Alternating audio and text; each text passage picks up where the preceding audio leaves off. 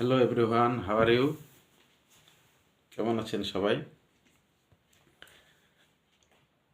DeepSeek নিয়ে পড়ছিলাম, তাই আপনাদের সঙ্গে শেয়ার করতে আসলাম। ডিপসিক চায়না আবিষ্কার করছে সাম্প্রতিক বিশ্বে, একদম আলোড়ন সৃষ্টি করছে, বিশেষ করে মার্কিন প্রশাসনে।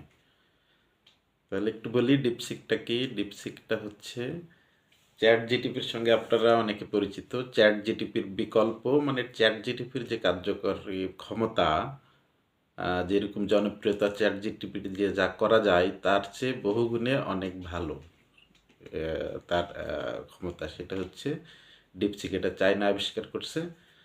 তো এই ডিপসিক আবিষ্কার করার ফলে মার্কিন যুক্তরাষ্ট্রের মাথা একদম খারাপ হয়ে গেছে।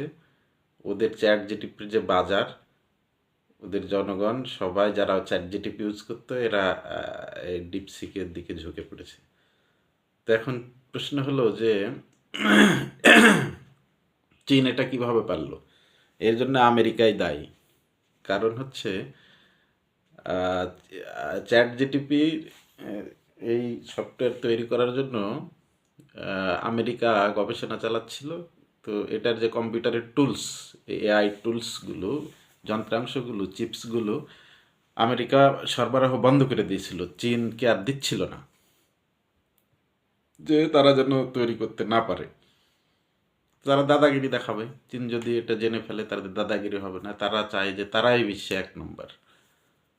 তো এইটাই শাপে বার হয়েছে। চীন দেখলো যে তারা যখন দেয়নি, এরা তখন নিজেরাই এটা আবিষ্কার করছে। তো এই জন্য আমেরিকা, চায়নার উচিত আমেরিকাকে ধন্যবাদ দেয়া। আসলে প্রয়োজনেই আবিষ্কারের সব কিছু পৃথিবীতে যুগে যুগে এরকমই হয়েছে। যখন প্রয়োজন দেখা দিয়েছে, মানুষ আবিষ্কার করছে, মানব সভ্যতা এগিয়ে গেছে। তো আমেরিকা যদি এটা বন্ধ না করতো, তাহলে তো চায়না এটা তৈরি করতো না। এই জন্য চায়নার উচিত আমেরিকাকে ধন্যবাদ দেওয়া, স্যালুট দেওয়া, যে বাবা তুমি আরও কিছু বন্ধ করে দাও, আমরা বিশ্বকে আরও কিছু দেই। আর গোটা বিশ্ববাসীর উচিত চায়নাকে ধন্যবাদ দেওয়া, যে সে দেখিয়ে দিল যে তারা পারে, এবং খুব ভালোভাবেই পারে। তো ঠিক আছে, সবাই ভালো থাকবেন। এটা ফেসবুকে আমি লিখতে চেয়েছিলাম, তো এখন দেখলাম যে মানুষ ফেসবুক, পড়াশোনার অভ্যাস নাই মানুষের, লোকজনের পড়াশোনার অভ্যাস খুব কম, কেউ কিছু পড়ে না, ফেসবুকে কিছু লিখলেও পড়ে না, এমনি নর্মাল বই পড়ে না। আমার পড়তে হবে সেটা না। তো এখন তো সংক্ষিপ্ত যুগের চাহিদা ডিজিটাল। যেমন আমি এতক্ষণ যা বললাম, এটা লিখতে লাগলে অনেক সময় লাগতো, এটাই চরম সত্য কথা। তো যুগের সাথে তাল মিলিয়ে আমরাও স্রোতের বিপরীতে চলা মুশকিল, বেশিক্ষণ টিকে থাকা যায় না। তো আমিও ভিডিও শুরু করলাম।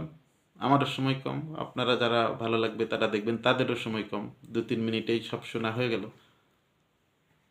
তো ঠিক আছে, দেখা হবে পরবর্তী কোনো ভিডিওতে।